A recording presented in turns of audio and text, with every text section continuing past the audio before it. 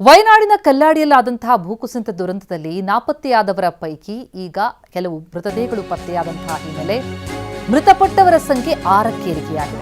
ಅಂದ್ರೆ ಬೆಳಗಿನಿಂದ ಈವರೆಗೆ ಒಟ್ಟು 3 ಶವ ಹೊರತೆಗೆದಿದ್ದಾರೆ ಎನ್ಡಿಆರ್ಎಫ್ ಸಿಬ್ಬಂದಿ. ಆದರೆ ಇನ್ನೂ ಇಬ್ಬರಿಗಾಗಿ ಶೋಧ ಮುಂದುವರಿತಾ ಇದೆ. ಒಟ್ಟು 5 ಮಂದಿ ನಾಪತ್ತೆಯಾಗಿದ್ರು. ಆ ಪೈಕಿ ಬೆಳಿಗ್ಗೆ 2 ಮೃತದೇಹಗಳು ಪತ್ತೆಯಾದವು. ಈಗ ಕೆಲವೇ ಕ್ಷಣದ ಹಿಂದಷ್ಟೇ ಮತ್ತೊಂದು ಶವ ಪತ್ತೆಯಾಗಿದೆ. ಹಾಗಾಗಿ ಒಟ್ಟಾರೆ ಆರಂಭದ ದಿನ, ದುರಂತ ನಡೆದಂತಹ ದಿನ 3 ಮೃತದೇಹಗಳು ಪತ್ತೆಯಾಗಿದ್ವು. ನಂತರ ಹುದುಗಿ ಹೋಗಿದ್ದಂತಹ ಇನ್ನೂ 3 ಮೃತದೇಹಗಳನ್ನು ಇವತ್ತು ಪತ್ತೆ ಹಚ್ಚಲಾಗಿದೆ. ಒಟ್ಟಾರೆ ಮೃತಪಟ್ಟವರ ಸಂಖ್ಯೆ 6ಕ್ಕೆ ಏರಿಕೆಯಾಗಿದೆ. ಆದರೆ ಇನ್ನೂ ಕೂಡ ಇಬ್ಬರು ನಾಪತ್ತೆಯಾಗಿದ್ದು ಅವರಿಗಾಗಿ ಶೋಧ ಮುಂದುವರಿತಾ ಇದೆ. ಜೆಸಿಬಿಯಿಂದ ಮಣ್ಣು ತೆಗೆಯುವ ವೇಳೆ ಮೃತದೇಹಗಳು ಪತ್ತೆಯಾದವು. ಸಿಕ್ಕ ಮೃತದೇಹಗಳನ್ನು ಆಂಬ್ಯುಲೆನ್ಸ್ ಮೂಲಕ ಶವಾಗಾರಕ್ಕೆ ರವಾನಿಸಲಾಗಿದೆ. ಅವರೆಲ್ಲರೂ ಕೆಲಸಗಾರರು. ಆ ವಾಸವಾಗಿದ್ರಲ್ಲ ಸ್ಥಳ, ಅಲ್ಲೇ ಅವರ ಮೃತದೇಹ ಪತ್ತೆಯಾಗಿರೋದು. ಅಂದರೆ ಮೀನಾಕ್ಷಿ ನದಿಯ ಪಕ್ಕದಲ್ಲೇ ಕೆಲಸಗಾರರು ವಾಸವಿದ್ರು. ಅಲ್ಲೇ ಭೂಕುಸಿತ ಆದದ್ದು.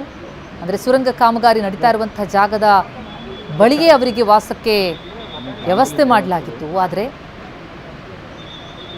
ನಾಪತ್ತೆಯಾಗಿದ್ರು 5 ಈ ದುರಂತದಲ್ಲಿ. ಅದರಲ್ಲಿ 3 ಮೃತದೇಹ ಪತ್ತೆಯಾಗಿದ್ದು ಶೋಧ ಕಾರ್ಯಾಚರಣೆ ಹೇಗೆ ಸಾಗ್ತಾ ಇದೆ ಅನ್ನೋದ್ರ ಬಗ್ಗೆ ಡೀಟೇಲ್ಸ್ ಕೊಡ್ತಾರೆ ನಮ್ಮ ಪ್ರತಿನಿಧಿ ರಾಮ್. ಈಗ ಲೈವ್ನಲ್ಲಿ ಜಾಯ್ನ್ ಆಗಿದ್ದಾರೆ. ರಾಮ್, ಮತ್ತೂ ಒಂದು ಮೃತದೇಹ ಪತ್ತೆಯಾಗಿದೆ. ಅಂದರೆ ಶೋಧ ನಡೆಸೋದು ಎಷ್ಟು ಸವಾಲಿನ ಕೆಲಸ ಅನ್ನೋದು ಗೊತ್ತಾಗ್ತಾ ಇದೆ. ಇನ್ನೂ ಇಬ್ಬರ ಮೃತದೇಹ ಅಥವಾ ಅವರೇನಾದ್ರು ಬದುಕಿದ್ದಾರ ಆ ಆಸೆ ಕಡಿಮೆ ಇದ್ರೂ ಕೂಡ ಶೋಧ ಕಾರ್ಯಾಚರಣೆ ನಡೆಸಲೇಬೇಕಾಗತ್ತೆ. ಹೇಗೆ ಸಾಗ್ತಾ ಇದೆ? ಎಲ್ಲಿ ಸಿಕ್ತು ಮೃತದೇಹ? ಅದು ಕೂಡ ಅಲ್ಲಿ ಕೆಲಸ ಮಾಡ್ತಾ ಇದ್ದಂತಹ ಸಿಬ್ಬಂದಿಯದ್ದೇ ಇದ್ದ ಹೇಗೆ? ಪ್ರತಿಮಾ, ದೇವರನಾಡು ಕೇರಳದ ಗುಡ್ಡದ ಭೂತಕ್ಕೆ ಈಗ 6 ಬಲಿಯಾಗಿರುವಂಥದ್ದು. ಇದೀಗ ಮತ್ತೊಂದು ಮೃತದೇಹ ಸಿಕ್ಕಿದೆ. ನನಗೆ ಅದೇ ಸ್ಥಳದಲ್ಲಿದ್ದೇನೆ. ನೀವು ನೋಡ್ತಾ ಇರ್ಬೋದು, ಈ ಒಂದು ಘಟನೆ ನಡೆದಂಥ ಸಂದರ್ಭದಲ್ಲಿ 3 ಮೃತಪಟ್ಟಿದ್ರು, 5 ನಾಪತ್ತೆಯಾಗಿದ್ರು. ಅವರೆಲ್ಲರ ಮಾಹಿತಿ ಸಹ ಲಭ್ಯವಾಗಿತ್ತು. ಹೀಗಾಗಿ ಏನು ಘಟನೆ ನಡೆದಿಂದ ಆ 5 ನಾಪತ್ತೆಯಾಗಿದ್ರು, ಅವರ ಒಂದು ಶೋಧ ಕಾರ್ಯ ನಡೀತಾ ಇತ್ತು. ಎನ್ಡಿಆರ್ಎಫ್ನವರಿಗೆ ಸಾಕಷ್ಟು ಸವಾಲಾಗಿದ್ದಂಥದ್ದು ನಿರಂತರವಾಗಿ ಎಡೆಬಿಡದೆ ಸುರಿದಂತಹ ಮಳೆ. ಮತ್ತು ನೀವು ನೋಡ್ತಾ ಇದ್ದೀರಾ ಮಣ್ಣಿನ ರಾಶಿಯನ್ನು, ಸಂಪೂರ್ಣ ಕೆಸರುಮಯವಾಗಿದ್ದಂತಹ ಮಣ್ಣಿನ ರಾಶಿಯಲ್ಲಿ ನಾಪತ್ತೆಯಾದವ್ರನ್ನ ಹುಡ್ಕೋದು ಸಾಕಷ್ಟು ಸವಾಲಾಗಿತ್ತು. ಇವತ್ತು ಬೆಳಗ್ಗೆಯಿಂದ ಏನು ವಾತಾವರಣ ಒಂದಷ್ಟು ಪೂರಕವಾಗಿತ್ತು. ಜಿಲ್ಲಾಧಿಕಾರಿ ಮೇಘಶ್ರೀ ಅವರು ಸಹ ಅದೇ ಹೇಳುವಂಥದ್ದಂತೂ. ಈ ಹಿನ್ನೆಲೆಯಲ್ಲಿ ಎನ್ಡಿಆರ್ಎಫ್ನವರಿಗೆ ಒಂದು ಚೂರು ಒಂದು ಆರಾಮದಾಯಕವಾಗಿ ಹುಡುಕುವಂತಹ ಕೆಲಸ ಆಯಿತು. ಹೀಗಾಗಿ ಇವತ್ತು ಬೆಳಗ್ಗೆಯಿಂದಲೇ ಒಟ್ಟು 3 ಮೃತದೇಹಗಳನ್ನು ಪತ್ತೆ ಹಚ್ಚಿರುವಂಥದ್ದು. ಮೊದಲನೇ ಮೃತದೇಹ ಈ ಒಂದು ಭಾಗದಲ್ಲಿ, ಅಂದರೆ ಏನು ಮೀನಾಕ್ಷಿ ನದಿ ಇದೆ ಅದರ ತಟದಲ್ಲೇ ಸಿಕ್ಕಿದರೆ, ಇನ್ನು 2 ಮೃತದೇಹಗಳು ಅವರಿಗೆ ವಾಸ ಮಾಡಲಿಕ್ಕೆ ತಾತ್ಕಾಲಿಕವಾಗಿ ಶೆಲ್ಟರ್ಗಳನ್ನು ನಿರ್ಮಾಣ ಮಾಡಿಕೊಡಲಾಗಿತ್ತು. ಆ ಒಂದು ಸ್ಥಳದಲ್ಲಿ ಸಿಕ್ಕಿದ್ದು. ಮತ್ತೊಂದು ಗಮನಿಸಬೇಕಾದಂಥ ಅಂಶ ಅಂತ ಹೇಳಿದ್ರೆ, ಈಗ 3ನೇ ಮೃತದೇಹ ಏನು ಸಿಕ್ಕಿದೆ ಅದು ಆ ಒಂದು ಬಸ್ಸು, ಏನು ಪಾರ್ಕಿಂಗ್ ಲಾಟ್ನಲ್ಲಿ ಇದ್ದಂತಹ ಬಸ್ಸು ಉರುಳಿ ಬಿದ್ದಿತ್ತು ಮೀನಾಕ್ಷಿ ನದಿಗೆ. ಅದೇ ಒಂದು ಸ್ಥಳದಲ್ಲಿ ಆ ಮೃತದೇಹ ಪತ್ತೆಯಾಗಿದೆ. ಈಗಲೂ ಸಹ ನೀವು ದೃಶ್ಯಗಳಲ್ಲಿ ನೋಡ್ತಾ ಇರಬಹುದು.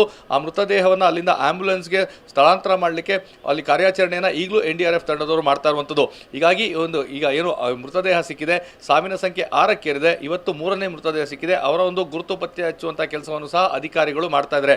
ಈಗಾಗಲೇ ರಾಹುಲ್ ಶರ್ಮಾ ಮತ್ತು ಮತ್ತೊಬ್ಬ ಆಪರೇಟರ್, ಇಬ್ಬರ ಮೃತದೇಹ ಬೆಳಗ್ಗೆ ಸಿಕ್ಕಿತ್ತು. ಇಬ್ಬರ ಗುರುತು ಸಹ ಪತ್ತೆಯಾಗಿತ್ತು. ಈಗ 6 ಜನರು ಮೃತದೇಹ ಪತ್ತೆಯಾಗಿದೆ. ಒಟ್ಟು ಈ ಒಂದು ಘಟನೆಯಲ್ಲಿ 5 ಜನರು ಏನು ನಾಪತ್ತೆಯಾಗಿದ್ರು. ಇಬ್ಬರಿಗಾಗಿ ಶೋಧ ಕಾರ್ಯ ಮುಂದುವರಿಸುವಂಥ ಕೆಲಸವನ್ನು ಎನ್ಡಿಆರ್ಎಫ್ನವರು ಮಾಡ್ತಾರೆ. ಅವರು ಬದುಕಿರುವಂಥ ಸಾಧ್ಯತೆ ತಾವು ಹೇಳಿದಂತೆ ತುಂಬಾನೇ ಕಡಿಮೆ ಇರುವಂಥದ್ದು.